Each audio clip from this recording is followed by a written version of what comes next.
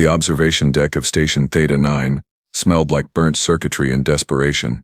Commander Vrix'tal had been monitoring this sector for 17 cycles, and nothing, absolutely nothing, had prepared him for what was about to crawl through that wormhole. "Sir, we have movement," chirped Officer Kale from the sensor array, her 3 eyes blinking in rapid succession. The kind of blinking that said she really didn't want to be the one delivering this news. Vrix'tal leaned forward, his chitinous plates clicking against each other. "Movement, Cole, that aperture has been dormant for 6 months. You sure you didn't just detect another space rodent? Unless space rodents now register quantum signatures equivalent to a small star, then no, sir. This is different. Different." What a spectacularly inadequate word for what was coming. The wormhole had appeared without warning 3 years ago, right in the middle of what used to be a very boring stretch of nothing. The Galactic Council had sent 17 probes through it. Exactly 0 came back. Then the humans showed up, because of course they did. Humans had this adorable tendency to stick their appendages into situations that would make any sensible species run screaming in the opposite direction. "Pull up the logs," Vrix'tal ordered, his mandibles twitching. When did the human ship enter? The Coil's fingers danced across her console with the enthusiasm of someone defusing a bomb. The SS Wanderer. Single occupant. Captain Marcus Webb. He entered the aperture 6 months, 4 days, and approximately 7 hours ago. And we're just now getting readings? The aperture was sealed shut behind him. "Sir." Completely dormant. Until Cobble paused, her voice dropping to something that might have been terror, or awe, possibly both. "Until 3 minutes ago." The view screen flickered to life, displaying the wormhole in all its terrifying glory. It pulsed, writhed. Did things that violated at least 4 laws of physics and probably several moral ones too. And there, emerging from its center like a newborn tearing through reality itself, was something that used to be a ship. The SS Wanderer looked like it had been chewed up, digested, and then reassembled by something that had only a vague understanding of what a spaceship should look like. Hull plates were fused at impossible angles. The entire aft section seemed to be breathing, actually breathing, rising and falling in a rhythm that made Vrix'tal's stomachs churn. "Get me a bioscan on that vessel," he commanded, trying to keep his voice steady. "And someone wake up Dr. Thren. Tell her we might need the quarantine bay." "Already done, sir," Kale replied. "Bioscan is, ancestors preserve us." Vrix'tal didn't like the sound of that. "Report. There's 1 life form aboard. Human DNA markers are present. But," Carol's voice cracked slightly, "but there's something else mixed in. The computer can't identify it. It keeps giving error messages. Says the genetic structure is impossible." "Impossible how?" "Impossible as in it shouldn't exist in 3-dimensional space, sir." "Fantastic. Just fantastic." The communication system crackled to life, filling the observation deck with static that sounded uncomfortably like screaming. Then a voice emerged, human but wrong, like someone had taken vocal cords and tuned them to frequencies that made reality uncomfortable. "Station Theta-Nine, this is Captain Marcus Webb of the SS Wanderer, requesting permission to dock." It was Marcus Webb's voice, his accent, his speech patterns. But underneath, there was something else. Something that made every survival instinct Vrix'tal possessed start firing alarm bells. "Captain Webb," Vrix'tal responded, keeping his tone professional despite the fact that his claws were digging into the armrests. "This is Commander Vrix'tal. We're reading some unusual signatures from your vessel. Before we can authorize docking, we'll need you to submit to a full medical evaluation." Silence, Walsh, the kind of silence that pressed against your eardrums and made you wish for the screaming static back. Then laughter. Soft. Almost gentle, completely horrifying. "Oh, Commander, I appreciate the concern, truly, but I don't think your medical equipment is going to help much. You see, I've been somewhere that doesn't play by our rules, and I brought back souvenirs." Ko looked at Vrix'tal with an expression that clearly said, "I told you we should have stayed in bed today. Captain, please maintain your current position. Do not, I repeat, do not attempt to dock without authorization." "Wouldn't dream of it, Commander. Though I should warn you, the ship might have other ideas. It's gotten rather opinionated during our travels." "Wave. The ship was opinionated. The ship was opinionated." But Vrix'tal pressed a button on his console, opening a secure channel to the station's military wing. "This is Commander Vrix'tal. I need a full tactical team in Bay 7. Heavy weapons.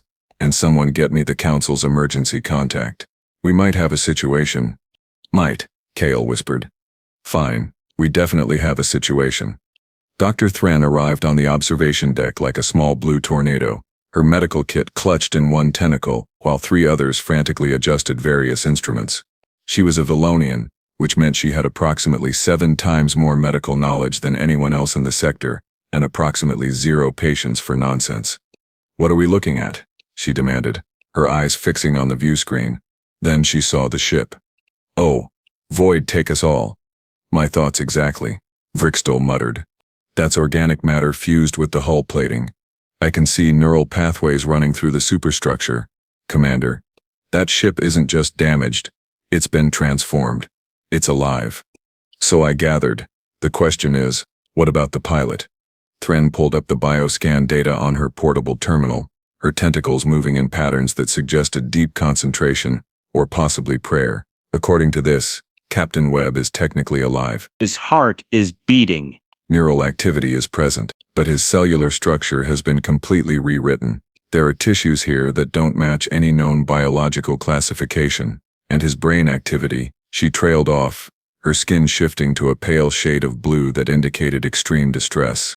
What about his brain activity? It's synchronized with the ship. They're sharing the same thought patterns. I don't know where Marcus Webb ends and the vessel begins anymore. A chill ran down Vrix'tal's spine. Well, all 4 of them. Can we help him? Help him? Thren looked at him like he just suggested they all start licking reactor cores. Commander, I'm not even sure what him means in this context. This is beyond anything I've encountered. Beyond anything anyone has encountered. The communication system crackled again. Commander, I can hear you, you know. The ship has very good sensors now. Actually, the ship is the sensors. It's all rather convenient, really. No more fumbling with controls or worrying about system failures. Everything just flows. Marcus Webb's voice had changed again. Still human but layered now like multiple people speaking in perfect harmony. Or something pretending to be multiple people. Or something that existed in multiple states simultaneously and was doing its best to compress itself into something approximating human speech. What happened to you in there, Captain? Vrix'tal asked.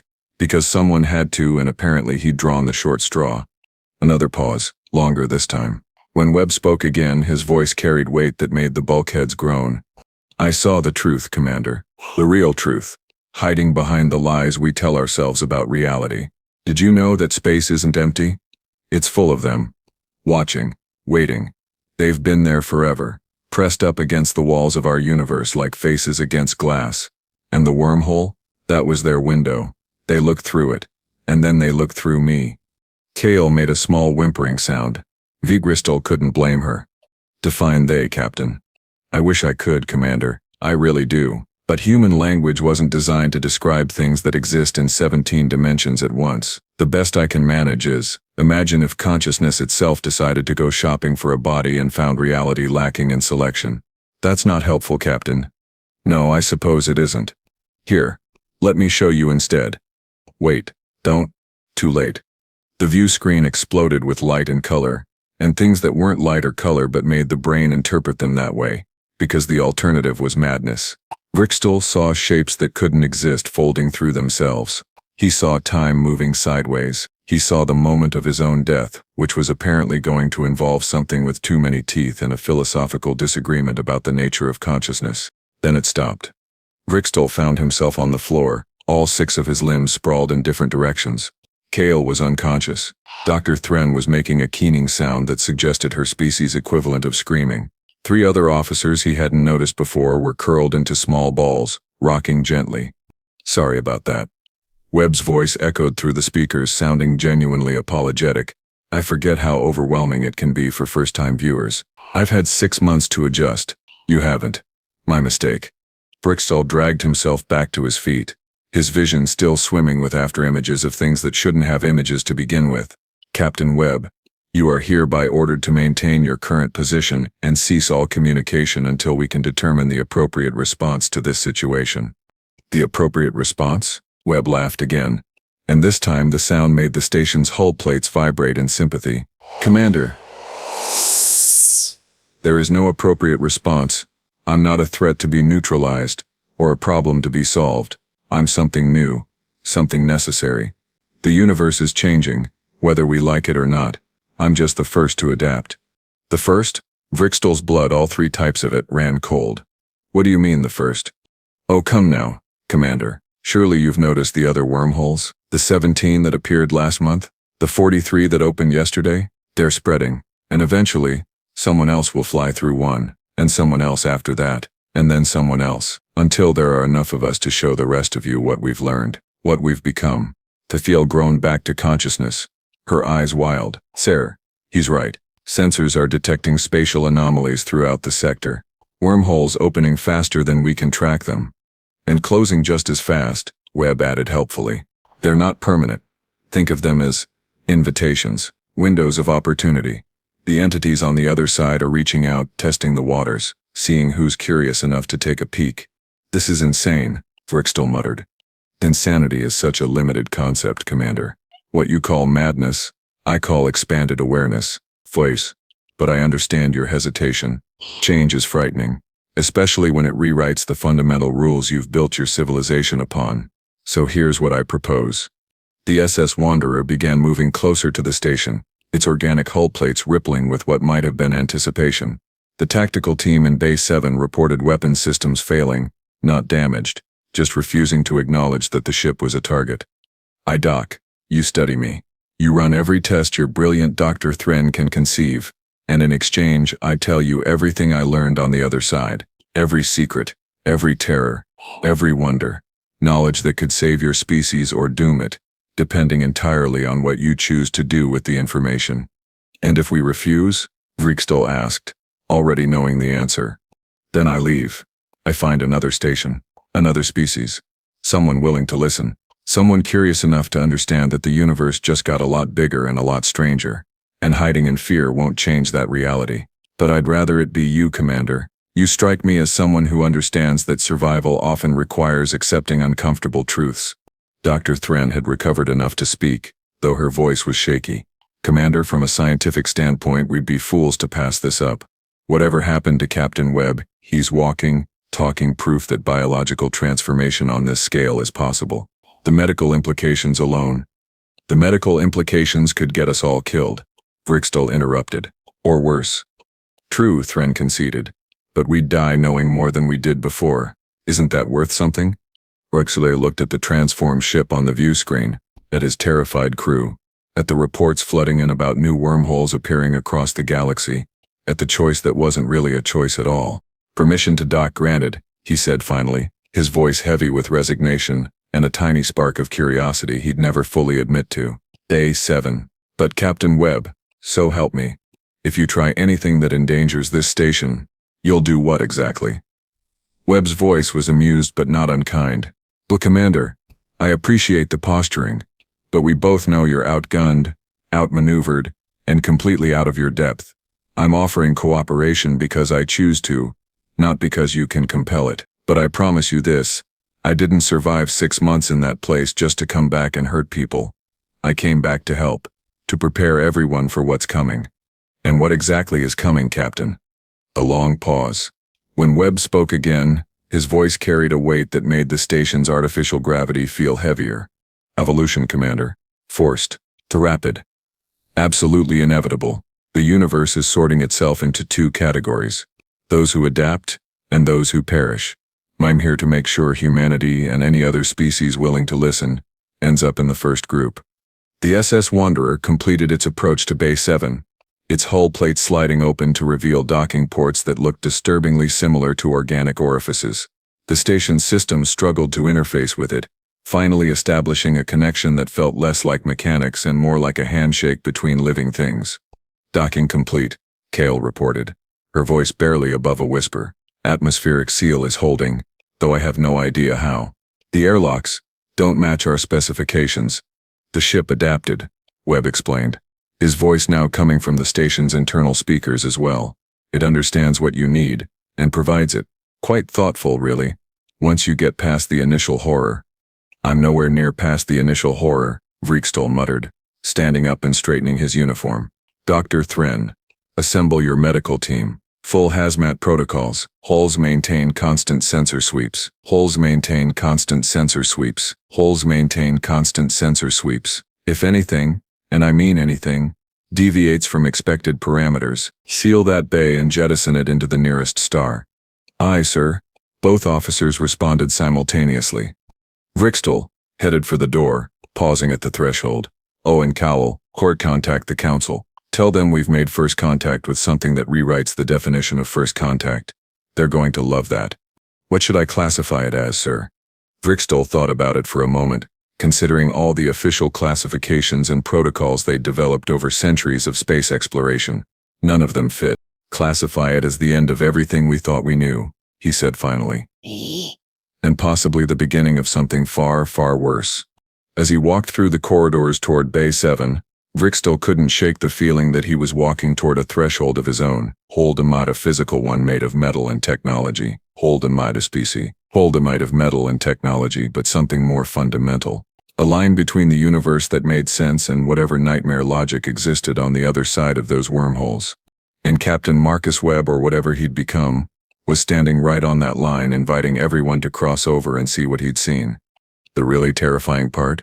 Vrix'tal realized he wanted to know. Despite every survival instinct screaming at him to run, to hide, to pretend none of this was happening, some deeper part of him needed to understand. Maybe that's what made humans so dangerous, he thought. Not their violence or their technology, but their absolutely suicidal curiosity. And now that curiosity had merged with something from beyond reality itself, he reached Bay 7 to find Dr. Thren and her team already suited up, their instruments humming with activity. Through the reinforced window he could see the SS Wanderer, its hull pulsing gently like a sleeping animal. "Ready, Commander?" Thren asked. "Absolutely not," Vrix'tal replied honestly. "Let's proceed anyway." The bay doors opened with a hiss that sounded uncomfortably like breathing. And Captain Marcus Webb stepped out to greet them, smiling with a mouth that had too many teeth and eyes that reflected light from spectrums that didn't technically exist. "Hello, everyone," he said cheerfully. "Thank you so much for having me. Now who wants to learn how to survive the end of reality as you know it?" The thing that used to be Captain Marcus Webb stood approximately 6 feet tall, give or take a few inches depending on which angle you looked at him from. Which should have been impossible, but impossibility seemed to be having a day off. "Before anyone panics," Webb said, raising his hands in what might have been a placating gesture if his fingers hadn't momentarily phased through several dimensions, "I should mention that I'm mostly harmless." Emphasis on mostly. Dr. Thren's medical scanner exploded, not metaphorically. Literally burst into flames and made a sound like a small animal dying. "Well, that's inconvenient," Thren muttered, dropping the burning device and pulling out another one. "Captain Webb, would you mind terribly if I asked you to hold still while I attempt to not have all my equipment commit spontaneous suicide?" "I can try," Webb replied, though his outline kept shifting between solid matter and something that looked like reality had gotten bored and started sketching alternatives. "Fair warning though, holding still is a relative concept now. I exist in multiple quantum states simultaneously, and they all have slightly different opinions about where I should be standing." Vrix'tal felt his headache intensifying. All 4 of his brains were working overtime trying to process what he was seeing, and 3 of them had already filed formal complaints. "Captain, perhaps you could explain, in terms that won't cause permanent psychological damage, what exactly happened to you inside that wormhole?" Webb's smile widened, showing teeth that definitely hadn't been standard issue in human mouths. "Of course, Commander. Though I should warn you, the explanation might be worse than the experience. You see, when I entered the aperture, I was expecting a simple spatial displacement, point A to point B, with some funky physics in between. What I got instead was more like point A to point everywhere and nowhere simultaneously." "Helpful," Vrix'tal deadpanned. "I thought so." Webb walked further into the bay, and where his feet touched the deck plating, small flowers bloomed. Actual flowers. Made of metal, and light, and something that might have been crystallized time. The entities on the other side, they don't communicate the way we do. They don't have mouths or vocal cords or any interest in linear conversation. Instead, they show you, they pull your consciousness apart like a child, dissecting a bug, examine every piece, and then put you back together with their own little improvements. "That sounds horrifying," Cull whispered from the doorway, where she'd apparently decided to observe from a safe distance. Smart officer. It was absolutely terrifying. Webb agreed cheerfully. For the first month I screamed constantly. My vocal cords disintegrated, grew back, disintegrated again. Eventually I ran out of screams and started learning instead. Funny how adaptation works when the alternative is complete dissolution of self. Dr. Thren's second scanner was holding up better, though it kept displaying readings that made her tentacles twitch. Captain, according to this, your cellular structure is rebuilding itself approximately 7,000 times per second. Your DNA is rewriting its own code in real time, and your consciousness appears to be spread across at least 17 different dimensional frequencies. 17 that you can detect, Webb corrected gently. There are 43 total, but the rest operate in spectrums. Your technology can't perceive yet. Give it time. Once the transformation starts spreading, your equipment will adapt too. Everything adapts eventually. That's the whole point. The transformations are spreading? Vrix'tal felt his stomachs drop. You said you were the first. I am, but I won't be the last. The wormholes aren't random, Commander. They're invitations. Tests. The entities are searching for species capable of surviving the upgrade. Humanity passed, or failed, depending on your perspective. Either way, we're on the list now. The list for what? Webb's expression shifted to something that might have been sadness. If sadness could exist in 17 dimensions at once. Honestly, I'm not entirely sure. The entities don't think in terms of goals or purposes the way we do. They simply are. They exist. They transform. They spread, like a virus, but conscious. Like evolution, but intentional. Like God, but plural and utterly indifferent to suffering. You're describing something that sounds remarkably like an invasion, Vrix'tal said slowly. Invasion implies hostility. They're not hostile. They're just inevitable, like entropy, or gravity, or that annoying coworker who always microwaves fish in the break room. You can't fight them. You can only decide whether you're going to resist and break or adapt and survive. Dr. Thren had moved closer, her scientific curiosity apparently overriding her sense of self-preservation. The ship, Captain. It's part of you now? It's more accurate to say we're part of each other. The SS Wanderer was exposed to the same forces I was. Metal, flesh, circuitry, neurons. It all got tossed into the same cosmic blender and pured into something new. We share thoughts now. Memories. Dreams. If ships can dream. Turns out they can. And they're remarkably boring. Mostly calculations about fuel efficiency and optimal trajectory angles. Can you separate? Thren asked. Could we theoretically extract you from the vessel? Webb considered this, his head tilting at an angle that would have broken a normal human neck. Theoretically, yes. Practically it would kill us both. We're symbiotically linked. The ship keeps me grounded in physical reality, and I provide it with purpose and direction beyond simple mechanical function. It's actually quite nice. I'm never lonely anymore. That's because you've merged with a spaceship, so Vrix'tal pointed out. Your point? Fair enough. A klaxon suddenly blared through the station's corridors, accompanied by Kale's panicked voice over the intercom. Commander, we have a situation. Multiple situations. Approximately 17 of them, all opening simultaneously within sensor range. Wormholes? Vrix'tal demanded, already knowing the answer. Yes, sir. And they're not closing. They're stable. Growing, actually. And we're detecting ships approaching them. Civilian vessels, survey craft, even a few military frigates from the outer colonies. They're all heading straight for the apertures. Webb's smile returned, though it carried no warmth. See? Inevitable. Curiosity is a universal constant, Commander. Once beings achieve sentience, they can't help but poke at the unknown. It's written into the fundamental code of consciousness. The entities understand this. They're counting on it. Vrix'tal's claws dug into his palms hard enough to draw blood. His blood, thankfully not anyone else's. Yet, can you stop them? The ship's heading for the wormholes. Can you warn them somehow? Warn them of what? Exactly.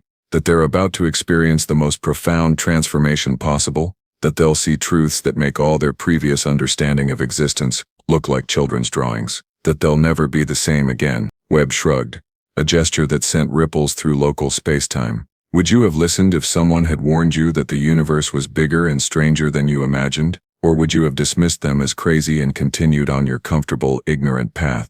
I'd like to think I would have listened. Then you're either lying or delusional, Commander. Probably both. No one ever really listens until it's too late. Until they're standing where I'm standing, looking back at what they used to be and barely recognizing it. Dr. Thren's scanner beeped urgently. She glanced at it, and her skin shifted to a shade of blue so pale it was almost white. Commander, I'm detecting biological changes in Bay 7's atmosphere. Microscopic organisms that weren't here 5 minutes ago. They're matching the same quantum signature as Captain Webb's cellular structure. Are they dangerous? Vrix'tal asked, though he suspected he already knew the answer. Dangerous? No. Transformative? Absolutely. They're spreading through the station's ventilation system. Slowly but steadily. In approximately 6 hours, every living being on Theta-Nine will have been exposed. The bay suddenly felt a lot smaller, and warmer, and like the walls were closing in, which they probably weren't, but psychological terror didn't care about probability. Webb, Vrix'tal said, his voice dropping to something dangerous. What did you do? Nothing intentionally, I assure you. But the entities didn't just change me. They made me a vector. A seed. Conductor. Wherever I go, the transformation follows. Not immediately, not violently, but inevitably. You invited me aboard your station, Commander. You chose curiosity over caution. Now everyone here gets to experience what I experienced. Congratulations. But for a moment, Vrix'tal seriously considered ordering the bay jettisoned regardless of protocol, along with Webb and his nightmare ship. But what would be the point? If the organisms were already in the ventilation system, if the transformation had already begun, then damage control was off the table. All that remained was acceptance, or panic, possibly both. How long? He asked quietly. How long? Before we start changing? Depends on the individual. Some of your crew will adapt quickly, others will resist, and the process will be more difficult for them. I'd recommend embracing it rather than fighting. Trust me, fighting only makes the screaming last longer. This is monstrous, Thren whispered, staring at her scanner with something approaching horror. You've infected an entire station without consent, without warning, without choice? Webb finished? Yes, exactly like the entities did to me. Exactly like they'll do to everyone eventually. I'm not the villain here, Doctor. I'm just the messenger. A really uncomfortable, dimensionally unstable messenger. But a messenger nonetheless. The universe is upgrading its software, and we're all getting the update whether we like it or not.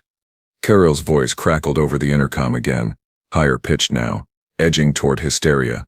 Commander, the wormholes are destabilizing. Ships are entering them. I'm counting at least 30 vessels that have crossed the threshold in the last 2 minutes. And sir, they're starting to come back out. Already? Vrix'tal felt his blood chill. It took Webb 6 months. Time is relative, inside the apertures, Webb explained. For me, it was 6 months. For them, it might be 6 minutes, or 6 years, or 6 seconds. The entities aren't bound by linear causality. They exist in all moments simultaneously, and choose which ones to interact with based on criteria we can't comprehend. The view screen in the bay flickered to life, showing Kale's sensor readings. Ships were emerging from the wormholes, and like Webb's vessel, they were wrong. Changed, one frigate had sprouted what looked like wings made of folded space. Another survey craft was leaving a trail of flowers identical to the ones blooming under Webb's feet. A civilian transport had turned itself inside out, and somehow remained functional. They're all broadcasting. Kale reported, her voice shaking. Every single transformed vessel is sending out the same message on all frequencies. It's just 2 words, repeating over and over. What words? Vrix'tal asked, though part of him really didn't want to know. Come see. Webb laughed, the sound echoing through multiple dimensions simultaneously. Efficient. I like it. The entities are learning to communicate in ways we understand. Sort of. Come see. Come experience. Come transform. It's an invitation that sounds like a command and feels like a promise. A promise of what? Evolution. Transcendence. The end of everything you are. And the beginning of everything you could be. Honestly, it's a pretty good deal if you can get past the existential horror part. Dr. Thren's scanner emitted a soft chime. She looked at it, then at her tentacles, which had started glowing faintly with the same light that emanated from Webb. It's happening. The transformation. I can feel it starting. My cells are remembering patterns they never knew. My neurons are forming connections that shouldn't be possible. How do you feel? Vrix'tal asked, moving toward her instinctively, though what help he could provide was questionable at best. Terrified, fascinated, both, neither. My emotional response is fragmenting across multiple cognitive states. I'm experiencing fear and wonder and curiosity and horror all at once, each feeling completely genuine and completely distinct. She looked up at him, and her eyes were changing color, cycling through spectrums, visible and invisible. Commander, I think I'm starting to understand what the entities want, why they're doing this. Explain. Thought. They're lonely. Cosmically, fundamentally, impossibly lonely. They exist in dimensions we can't perceive, experiencing reality in ways we can't comprehend. They're reaching out, trying to create beings capable of understanding them, of seeing them, of knowing they exist. The transformations aren't invasions, they're communication attempts. They're trying to say hello in the only language that transcends dimensional barriers, physical evolution. Webb nodded approvingly. Very good, Doctor. It took me 3 months to figure that out, and I was inside the aperture. You're adapting remarkably quickly. Your species must have latent dimensional sensitivity. My species is about to go extinct, Thren said flatly, or transform into something unrecognizable. Same difference. Is it? Webb tilted his head again, and for a moment Vrix'tal could see through him to the bulkhead behind. Your species will still exist, just differently. Better, arguably, more aware, more alive, more connected to the fundamental structures of reality.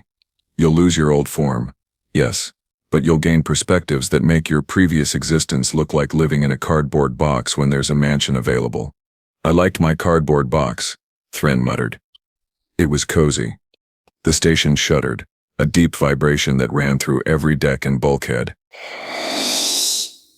Kale's panicked voice filled the intercom again. Commander, the wormholes are multiplying, hundreds of them, thousands. They're appearing faster than sensors can track, and the transformed ships, they're approaching the station, all of them. They're surrounding us.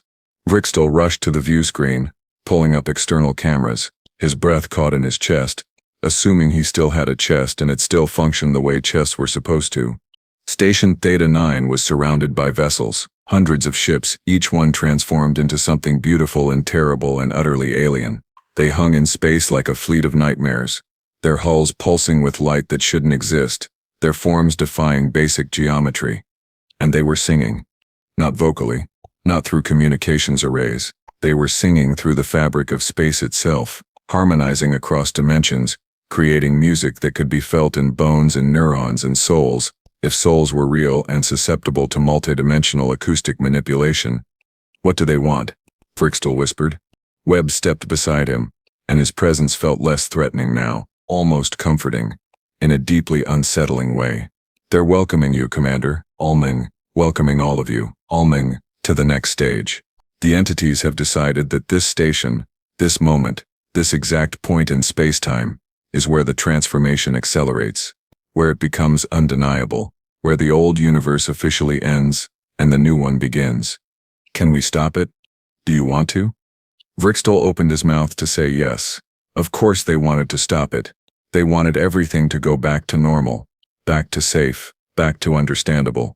But the words died in his throat, because part of him, a growing part that was expanding with every passing second, was curious, was excited, was ready to see what existed beyond the comfortable limitations of his current existence.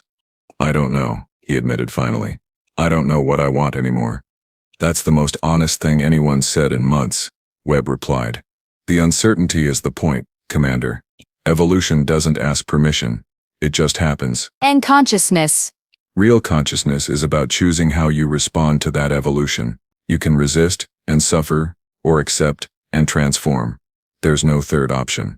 Dr. Thren approached them, and her form was definitely changing now, whole. Her tentacles had multiplied, existing in states of being and not being simultaneously. Her skin rippled with patterns that looked like equations made flesh. Commander, I'm analyzing my own transformation. It's not destroying me. It's adding to me, expanding what I am without erasing what I was. I'm still Dr. Thren, but I'm also becoming something more. How much more? Vrix'tal asked. I don't know, but I'm not afraid anymore. Or rather, I'm afraid and excited and curious all at once, and I'm learning to hold all those emotions simultaneously without needing to resolve them into a single state. It's quite liberating, actually. The singing grew louder. The transformed ships drew closer. The wormholes multiplied until the space around Theta-Nine looked like reality had been shot full of holes and was slowly bleeding light. Vrix'tal felt it then, the change, starting in his extremities and moving inward, rewriting his biology with gentle insistence. It didn't hurt. It should have, but it didn't. It felt more like remembering something he'd always known, but had forgotten. What happens next? He asked. Webb, his voice already changing, gaining harmonics that existed in frequencies his old ears couldn't have detected. Next? Webb smiled, and this time it looked almost human, almost kind. Next we see. We learn, we adapt, and then, when we're ready, we go back through the wormholes, not as victims or survivors, but as ambassadors. We meet the entities as equals, or as close to equals as we can manage. We learn their language, understand their loneliness, and maybe, just maybe, we teach them a bit about ours. And if they're hostile, if this is all a trap, then we'll deal with that too. But Commander, I've been inside their realm. I've seen what they are. They're not hostile. They're not evil. They're just different. Incomprehensibly. Terrifyingly different. And difference isn't the same as danger. Kale's voice came over the intercom one last time, but it sounded different now. Layered, musical. Commander, I'm transforming. We all are. The entire station crew. It's happening faster now. Should I be alarmed? Vrix'tal looked at his hands, watching as they flickered between solid matter and something that might have been pure information given physical form. No, Catiel. Don't be alarmed. Be curious. Be ready. Be whatever you need to be to survive. What comes next? And what does come next, sir? He looked at Webb, at Thren, at the view screen showing thousands of transformed vessels singing their welcome, at the universe that had suddenly become infinitely larger and infinitely stranger. Everything, Vrix'tal said finally. Everything comes next. The transformation completed its work on Station Theta-Nine over the next 3 hours, not violently, not painfully, just inevitably. When it was done, the station itself had changed, become something alive and aware, a consciousness made of metal and circuitry, and the combined awareness of everyone who lived and worked within its halls. The wormhole stabilized. The entities on the other side sent their greetings, which came through as colors that tasted like music and sounds that felt like mathematics. And Captain Marcus Webb, the first human to enter the wormhole and come back changed, stood at the observation deck and watched as other ships began arriving, other species, other curious souls ready to take the plunge into transformation. It's not an ending, he said. To no one, and everyone. It's a beginning. Uncomfortable, terrifying, absolutely inevitable. Behind him, Commander Vrix'tal, who was still himself but also so much more, nodded in agreement. Then let's begin, Vrix'tal said. Let's see what we become. And in the space between dimensions, the entities sang their approval. The universe had been upgraded, and consciousness, in all its forms, had just learned to speak a new language. The language of transformation. The language of becoming. The language of what comes next.